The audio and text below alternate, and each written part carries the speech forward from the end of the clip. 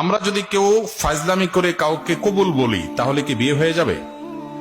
School কলেজে ছেলেফেলেরা অনেক সময় দুষ্টামি করে এই কাজ করেন। দেখুন, ফালাফুন জিদ্দুহুন্না জিদ্দুন ওয়া হাজলুহুন্না জিদ্দুন। নবী সাল্লাল্লাহু আলাইহি ওয়াসাল্লাম বলেছেন তিনটা কাজ হাসতে হাসতে করলে যা হবে সিরিয়াসলি করলেও তা হবে। এর ভিতরে একটা হলো বিয়ে। যদি দুইজন সাক্ষীর উপস্থিতিতে, অ্যাডাল্ট দুজন সাক্ষীর উপস্থিতিতে এই কাম করে থাকেন, উভয়ে হাসাহাসি করেছেন, আর নিজেরা শিশু না হন, আপনারাও অ্যাডাল্ট হন, তাহলে হানাফি মাযহাবের মাসআলা অনুযায়ী বিয়ে হয়ে যাবে। বলবেন হুজুর মোহরটা ঠিক হই নাই। মোহর অটোমেটিক সেট হয়ে যাবে, কিন্তু বিয়ে হয়ে যাবে। খুব জটিল। এখন অনেক সময় আমরা ফাজলামি করি। এখন কেউ নাটক সিনেমাতে অভিনয় করার জন্য করছে, সেটাও যদি দুজন সাক্ষীর সামনে করে, ওই ব্যাকল জানে না যদি আবিয়াত্ত হয়ে থাকে বিয়ে হয়ে যাবে, আর যদি বিবাহিত হয় তাহলে তার কোনো উপায় নেই। তো শরীয়তের এই মাসালাগুলো নিয়ে তামাশা করা যাবে না, এগুলো সিরিয়াস ইস্যু।